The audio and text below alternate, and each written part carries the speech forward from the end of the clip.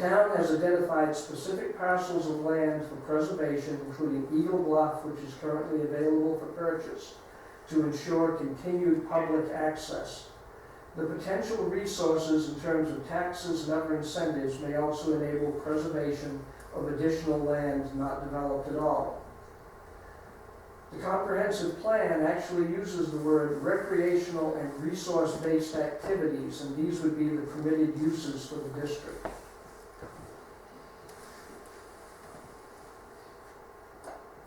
Does anyone on the board have anything else to contribute to that?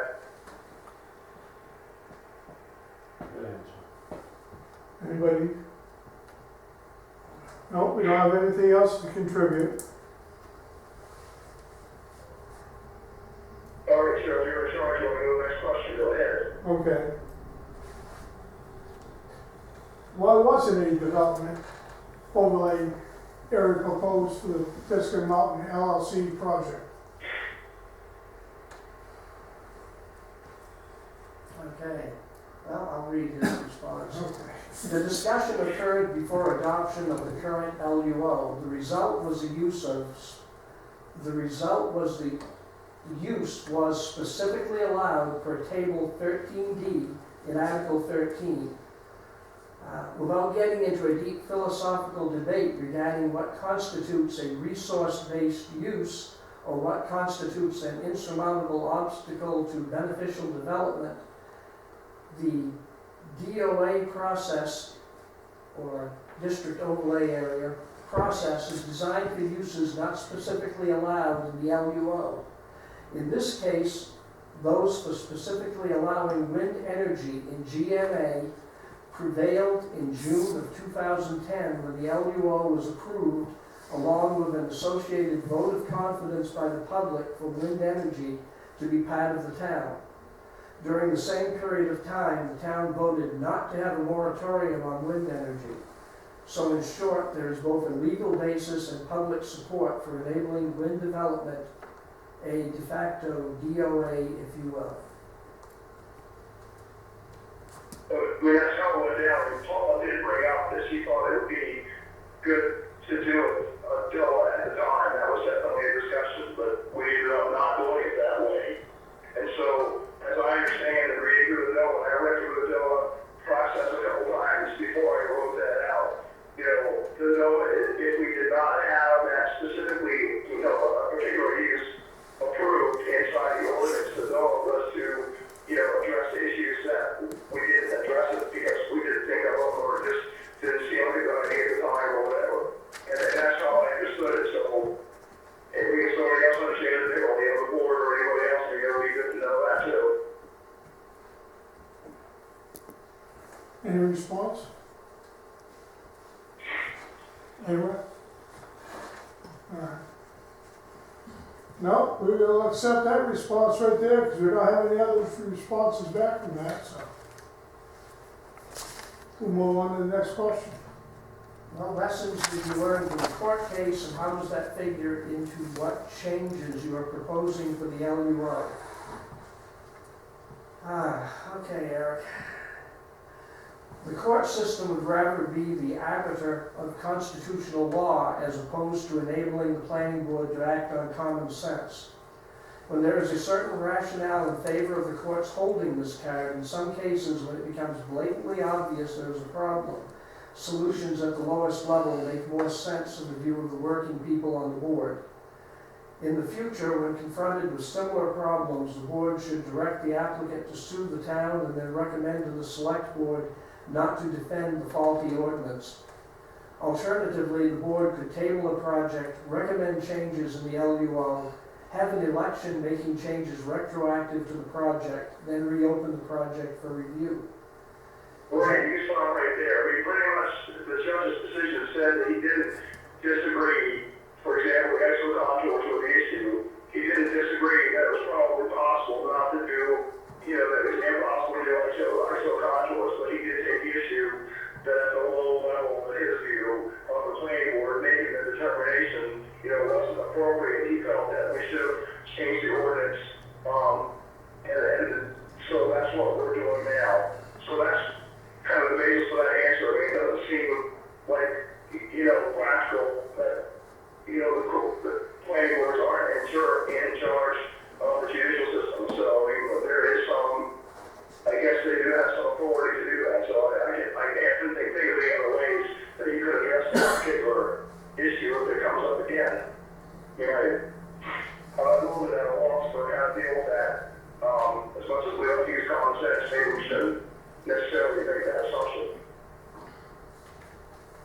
to continue, judges lack knowledge of science and physics, and unless attorneys are proficient in telling their client's story in a practical way, emotions will reign over facts. Ambiguous And I just, when I went to those proceedings, I definitely feel like the attorneys, when they made their arguments, I don't feel like they were very effective. I don't feel like the attorneys understood what was going on, and in turn, the judge's first thing goes along, not necessarily science. I think that there was more of an expectation that he knows stuff, but when he wrote his answers out, I didn't feel, especially on the whole issues of DEI/CDC, he didn't seem to understand it the way that Dave Hassler explained it to us. So, I mean, certainly, there's some credit due for the way that the members argued the case. They were effective in arguing the case. So that's how it worked out. And then the last one. as someone that also attended, as someone that also attended. Just summarize this. Definitely, I think that the ordinance was way too ambiguous. And, at the end, when the ordinance was being written, it was done in a heightened state of emotion because we were down to the wire of getting it done. I think that, the hearings happened, I think, like 3 days before we had to have the thing printed to meet the regulatory deadlines to have it voted on in the June election. So, that's why, we did work hard on this thing over the winter time. We tried to do a lot of research on it. We've allowed ourselves 2 public hearings, not 1 public hearing. Even with ample time to have a 3rd public hearing is absolutely necessary. And we got what we got. And Paula commented on this last week. I've commented on it several times. As much as, things are what they are. I think Paula did tell us that we should have had a little bit more work done in some areas. And then obviously at the end, Paula resigned from the board at the end of the whole process.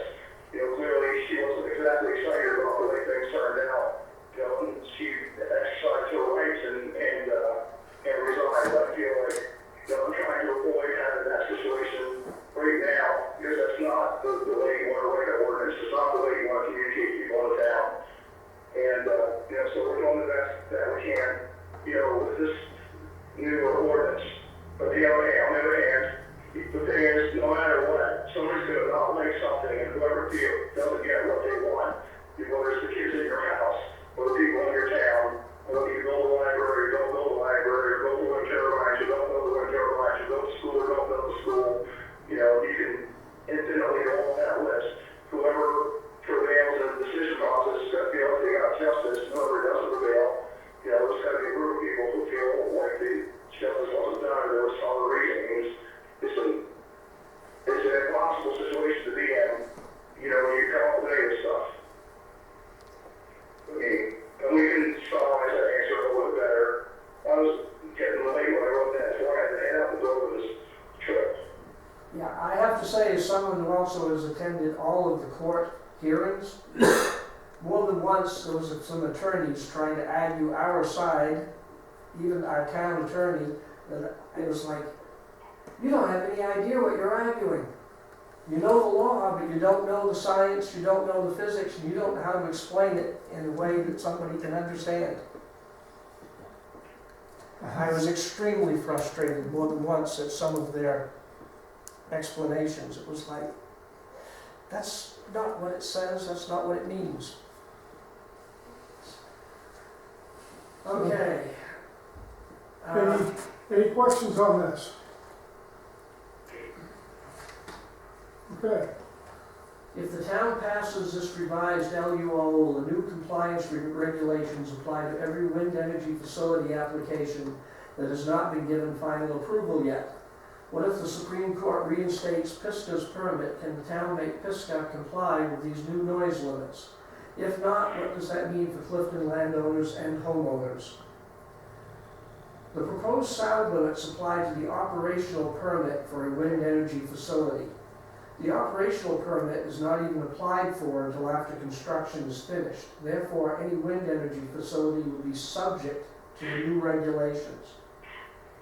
If the revised CLUO is not passed, but the law court reinstates the PISCA permit, then they would be subject to the existing and less restrictive regulations. Right, I mean, just getting back to the question when I was talking about how fast the wind blows, and how fast the wind blows drives the turbine, which drives the sound. So, the study is just that, a study. The study predicts, and the reason that you hire a well-qualified consultant to do the study here, and it is a building these things, is because you need to know that. So you can deal with regulations, and the reason for the planning board hiring a consultant to send the other consultant, who's not, the consultant that the planning board hires is independent, has nothing to do with your consultant. And that all plays into making sure that the prediction is as accurate as possible. Now let's just pretend that, a particular developer is planning on running that thing, and he goes, oh yeah, it'll be fine at 28 miles per hour. And so afterwards the thing is up there at 28 miles per hour instead of 35 decibels, where it's supposed to be at 38 decibels, at 35 decibel zone, then guess what? The wind turbine is going to be, it's all controlled by computers, and then the wind turbine is going to be feathered at 28 miles per hour, and you're not going to be producing energy if the wind is blowing at 28 miles per hour. You're only going to be producing energy if the wind is blowing at 24 miles per hour. So you're going to lose money on it. That's just going to be the way it is. And the new ordinance, the new restrictions, the new protocols, it makes us more able to take the measurements that we need to make, and it's more restrictive on the operational permitting side, and that's really never been, addressed by anybody from the public. And on top of that, in the operational permitting, there's a whole section there for a public hearing on exactly how the operational permit is going to be administered, and it's a renewable thing. It's not like permanently for 20 years. It's renewable.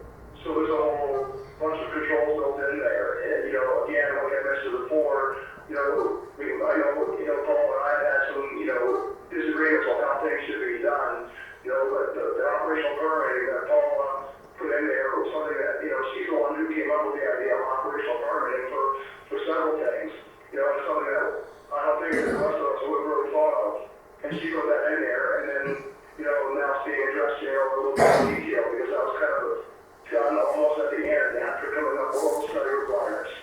And I think that moves a lot into the operational permitting aspect of it. And I think I'm really glad, definitely that Paul had the foresight to put operational permitting in there, because we also expanded operational permitting into multiple other areas, where it would be useful to be able to do things like that once you've got businesses in place. So, everything is perfect. But again, I think that Paul, and the board, the old board, when this thing was first developed, did a reasonable job of coming up with a foundation for doing what we're doing now. But obviously, we need to have some renovation on the house.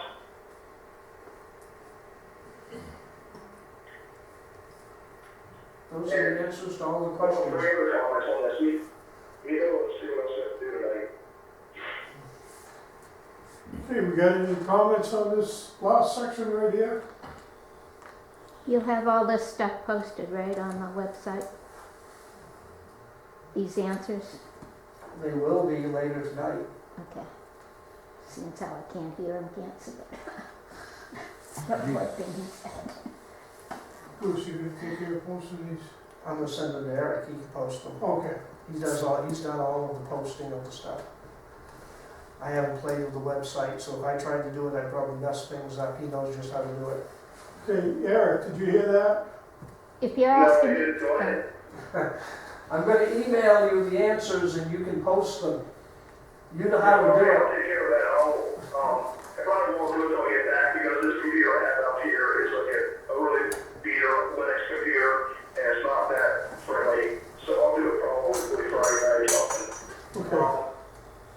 I will email this, now that it's gone before the board, to the town tomorrow, so anybody can also get their copy from the town. It's become a public record. It's One up thing to I them. wanted, we could touch on here, and I know we're coming up on the second hour. I try not to have these things go more than 2 hours, and we already went longer than the first, and that's my fault. To consider, on that stuff that we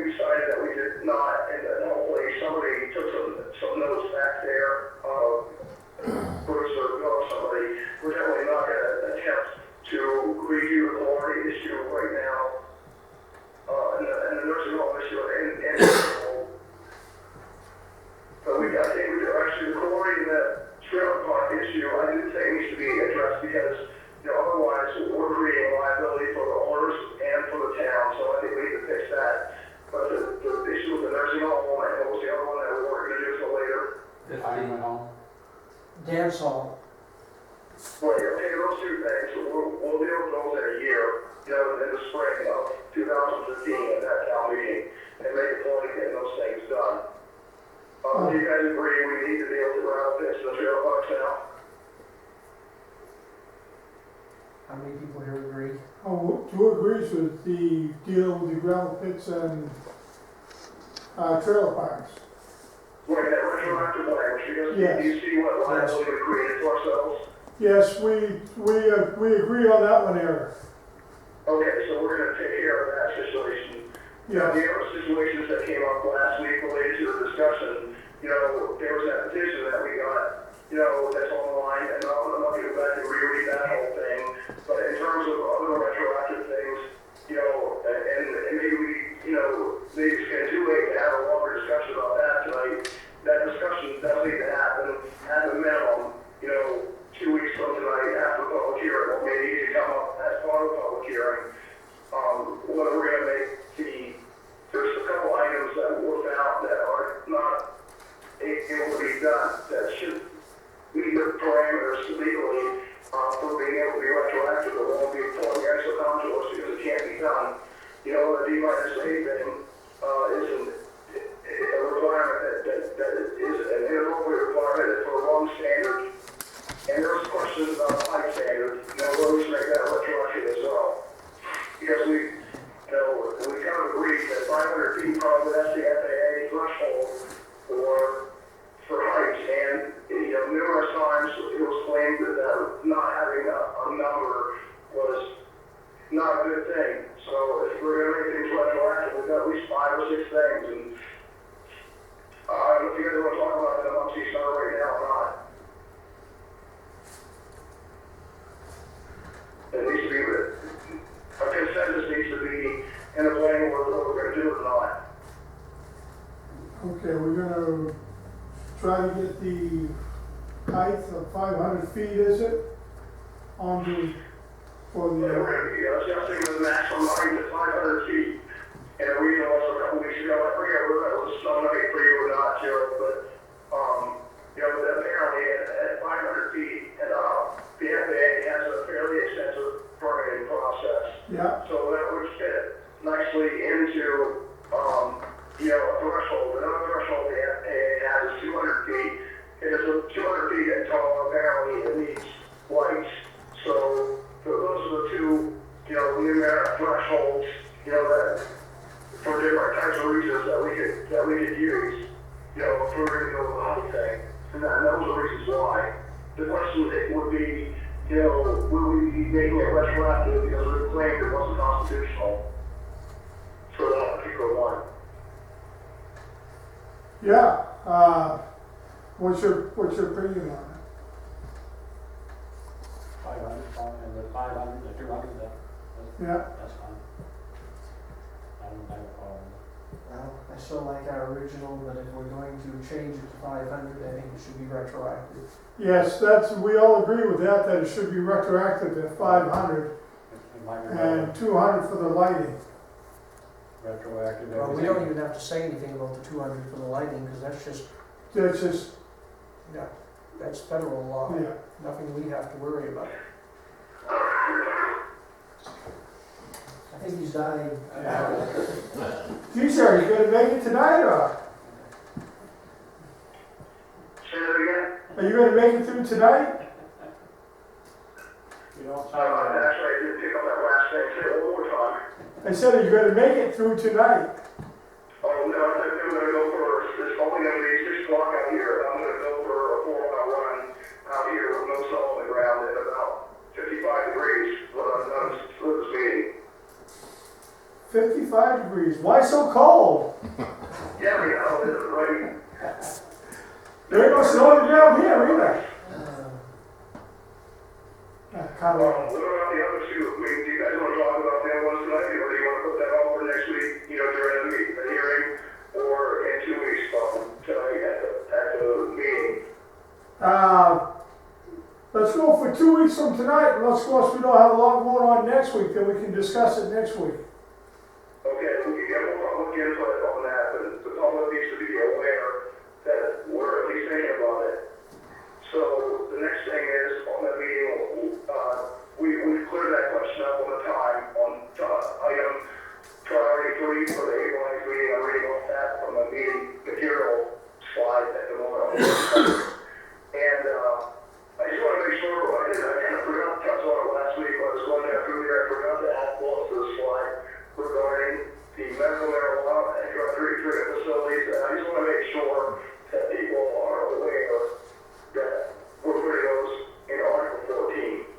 Okay, And if anyone wants to comment about them, I just think that there's any reason for her, again, I'm just putting it back in the record again, it's not because I'm expecting that we're going to get those types of facilities out there, but I just think it would be better to have some rules in place around those facilities, rather than have a facility come to town and then get into a little bit of a contest about whether we have a moratorium so we can make an ordinance and stuff like that. I mean, that's kind of, we got under a lot of pressure when we did the winter project about that. And it is under a lot of pressure for their own quarry situation. You know, I just don't want to feel that pain again. I don't want to feel pain in the state feeling right now. oh, I understand what you're saying, because they're going through a lot right now, Bennington, last night. Yeah, they are. Right, so that was the reason for putting them in there, not because of something that somebody told me about or whatever. I'm just trying to be proactive. Yeah, understand. So, They had over 300 people at the meeting last night in Bennington about it. Really. Yeah, And the only other thing, you know, again, to make it clear, I'm going to figure out where to write it in the ordinance is that Board of Appeals process. And I probably want to make it, you know, clear in kind of regular English, just to find out where to put it in the ordinance, so somebody can help me figure out where in the ordinance to write this one part. We're going to turn over the appeals for these big projects to not have the appeals board deal with big projects, only have the appeals board deal with minor subdivisions and the class, and the tier 2 or below projects that have tier 3 and base subdivisions. If there's an issue with either, you know, an intervener who's concerned about this in the planning board may, you know, or an applicant who the planning board turns down. I don't want to put the appeals board through that. They don't meet often enough. You know, they don't have a lot of training, and I feel will give us undue pressure for a high magnitude project on the appeals board. And it just slows everything down and it creates too much turmoil. I just want to go to the straight Superior Court, and I just want to make sure the public is aware that we're contemplating that as well. all right. Polly, did you hear that? is he speaking to me? Yeah, the question, what Eric is proposing is that for high-level projects, tier 3, that the appeals board be no longer involved in those, and that if there is an appeal, it would go directly to Superior Court. I saw that, yeah. Yes, but, okay. Eric just wanted to make sure that you saw that. Yes, she acknowledges it. Okay, do we raise tier 3, right? Yeah, Yes, All tier 3. that's right. Okay. I don't have anything else tonight, Cheryl. Only I do have one other quick question. Just to make it clear, Katie, you're there. You need to go, you and Vern, need to make sure that, or not Vern, you need to make sure this way you're replacing Bill. Dave, you need to make sure that the select board is aware that you're interested in becoming a full member and not just being an alternate, because the select board makes that decision. I don't have really anything to do with it. So that's what Right, I've, Debbie has sent me an email and asked me to remind you of that. Debbie's been made aware of my preferences. Okay, well, if you would, just go ahead. Is Carol on the meeting tonight? yes, yes, she is. Okay, Carol, are you aware now? I am aware, yes, I am. Thank you, Carol. You're welcome. So, does anyone have the board or anything else, or are you going to back it up? Yes, I do. For those, I'm still looking for a volunteer to help me on setting up. We have a YouTube account. I don't have bandwidth at my house, I don't think, to mount it, to mount a video. I'm happy to meet anybody here at the office or wherever if they can assist me in figuring out how to upload these videos. Every time I try, I hit a technical problem, and even though I've gone through the help aspects and everything else, we're still spinning our wheels. Dave, what are you using for broadband right now? Satellite? We have two. We have one that's satellite, the other one I'm not sure. It's Well, some what kind of- what Vern is hooked up to is pretty good. He's got a line of sight from another working tower. And that, where you live, you might be in that sight line. Right, but I think the other issue beyond the bandwidth, because I think Dave was trying to do it at town hall, there's some, either probably the file format isn't right, or there's some other little minor detail. So if somebody has like a 12-year-old that does this, maybe they can come over and give Dave a lesson. I'll talk to my daughter to find out and get some information to her. We can try to do it at my house. We've tried several times. I've tried several times here. I suspect operator error may be a contributing factor. I would say it's download speed. That said, I think we're all age impaired with how to do this, so we need to see how they can, it would be great. Eric, They got high speed too, though. one other thing. Next Wednesday night is the selectmen's meeting along with our meeting. No, Thursday, Ours is Thursday next week. Ours is Thursday next week. Ours is next Thursday, I found out the last week. 17th. Okay. Was the date right on The the, website for that, as you can see, it looks a lot like the other one.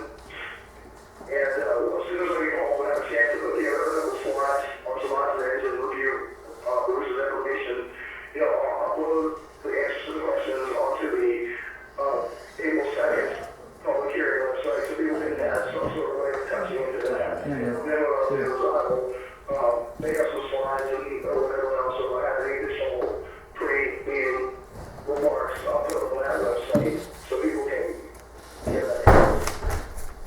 okay. You guys are all, we're able to go look at that website pretty much immediately. I mean, I was pretty happy with myself being able to get that done before Friday night. You don't see me laughing about it out here, that's all right, it's always lost on you. You guys all set, let's go ahead and we make sure you have, roll calls when it was there and record that, and we'll take care of other details later. Can I ask a question? Yes. At the next public hearing, will you present, like the last public hearing, I had expected that there would be discussion about you know how you had on here clean copies and dirty copies? If somebody comes that has no idea what the changes were made, how do you propose to present that? I mean, we can't print 49,000 copies due to the expense, but how does somebody that is going to vote on this in June know what you've done and know what those changes are if they don't have internet access?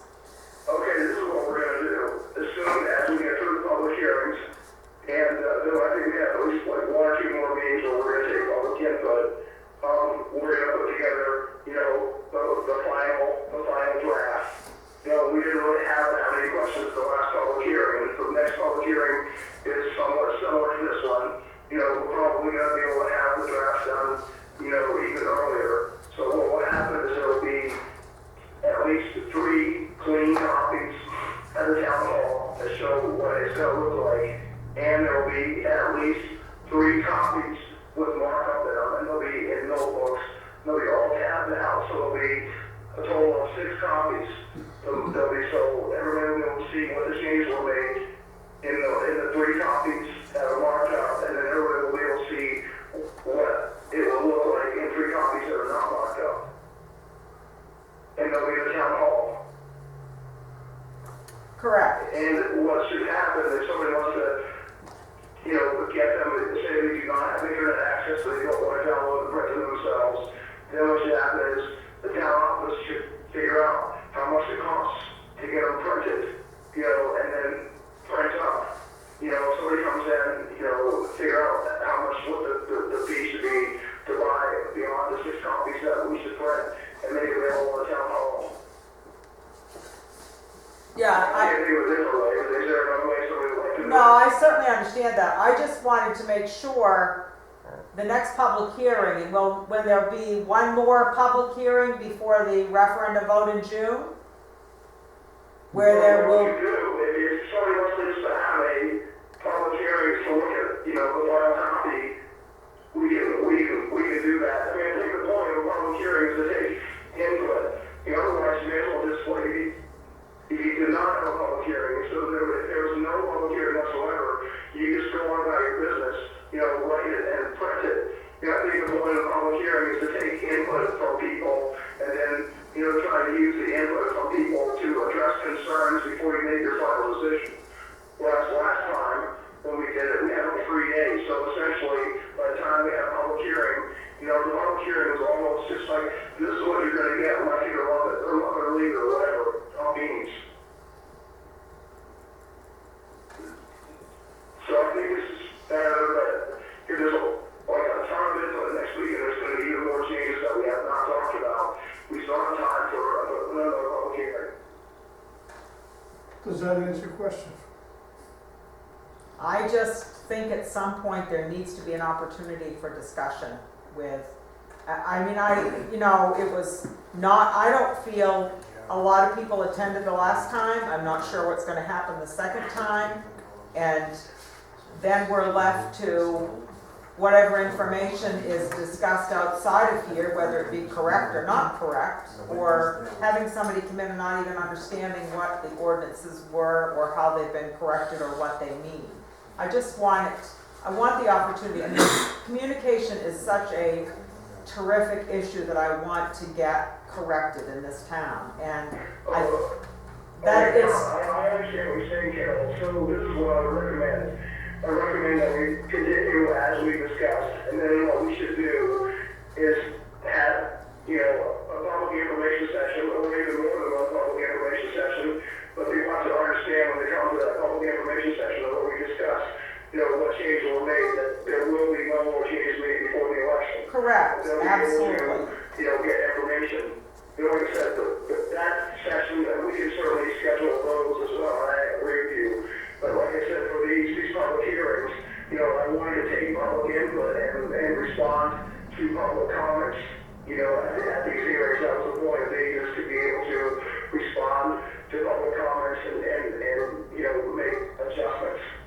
Okay, all right, So I think we're all on the same wavelength. okay, all right.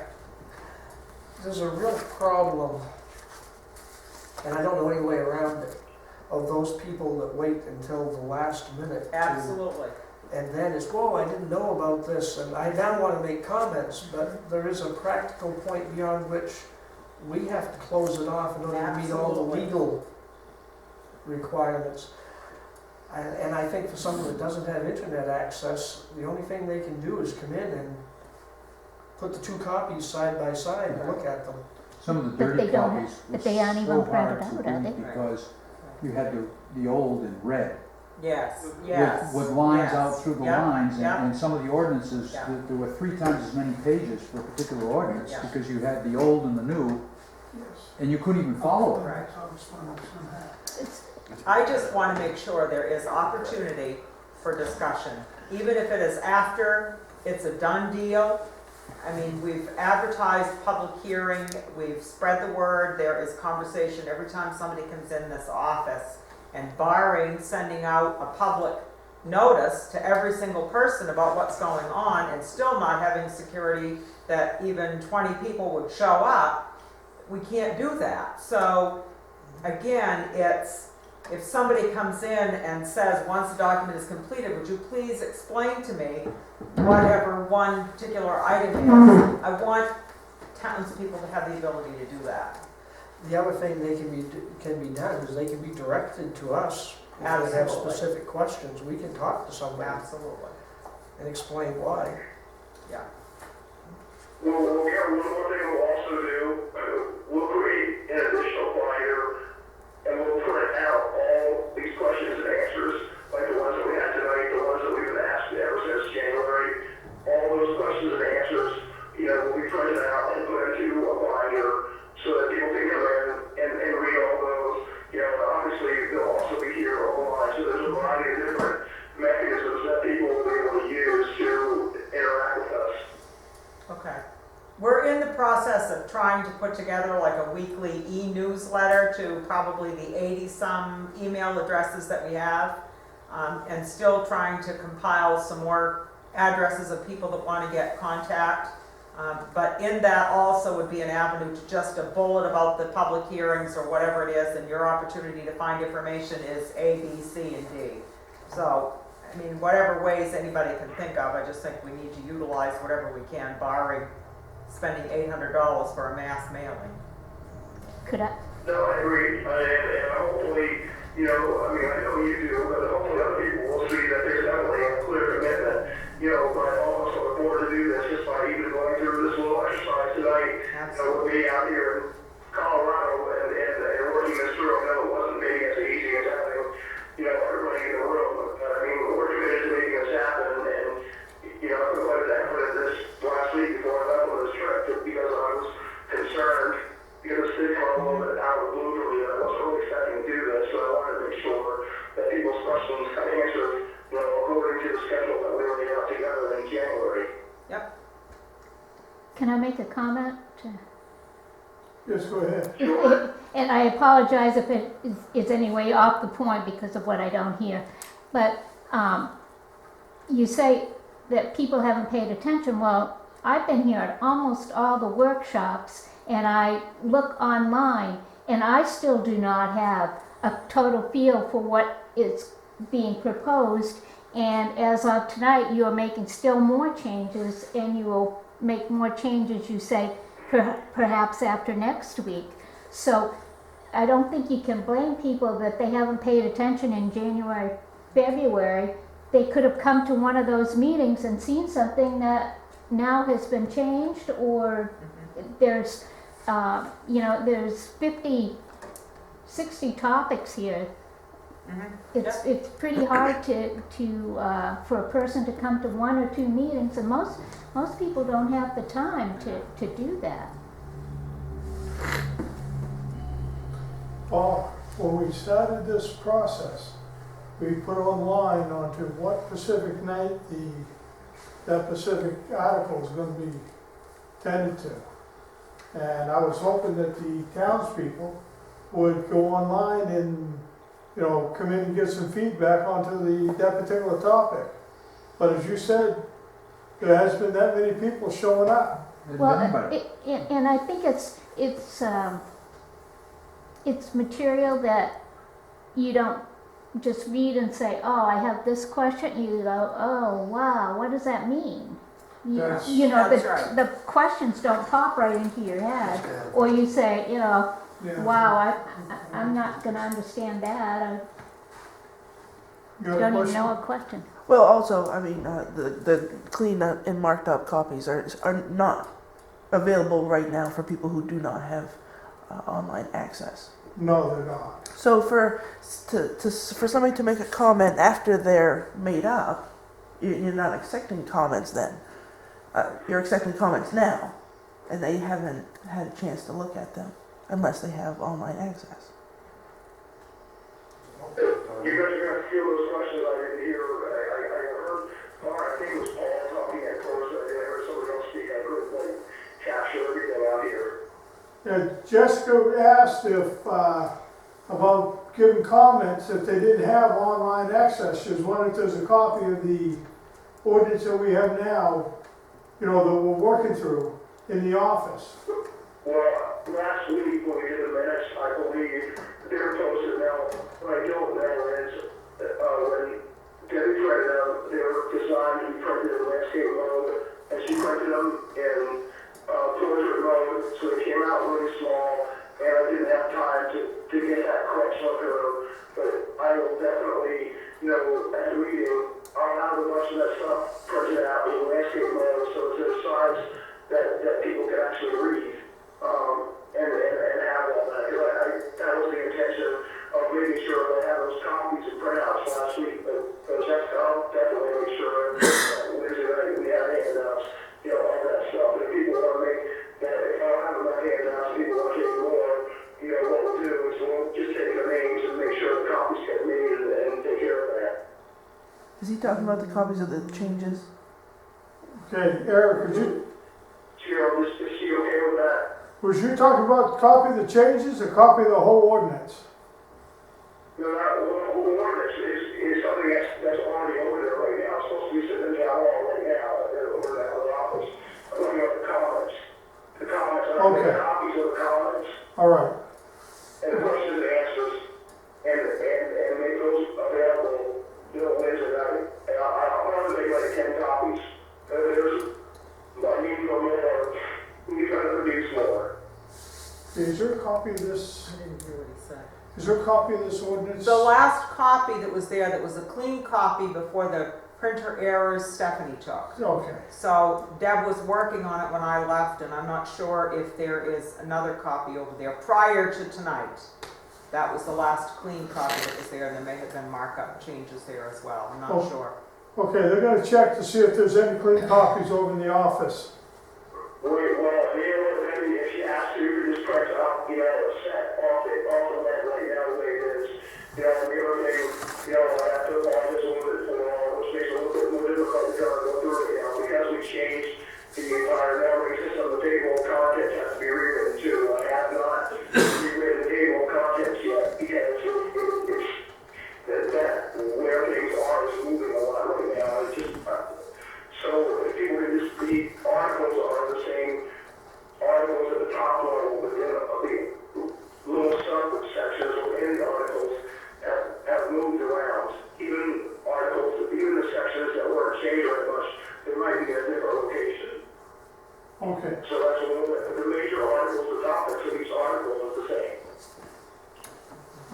I have, Jesse's question was really about was, is there any, for those people who are not online, at this time, there is no printed copy of something with all the markups in it. Well, probably not. I mean, I don't know, apparently I just was hearing something about Stephanie taking a copy of something. I mean, certainly, if somebody comes in and I said, well, I want to see a copy of it, then Debbie can just print a copy of it and write it down. That's something that the select board needs to determine, so whether or not they're going to charge for those copies or not. I mean, certainly I think it's reasonable to charge for it, at least the page cost, makes it expensive to print the whole thing. I certainly have no issue with a generated interest to have a copy of whatever, but at this point in time, with the amount of meetings that you've had, I want somebody specific to say, I'd like to have this copy of this markup or whatever. I mean, it's hard to, we've changed it, there's been changes made tonight from what was last week's meeting, so how many copies do we print and have available? Yeah, that's why I just want to make sure that towards the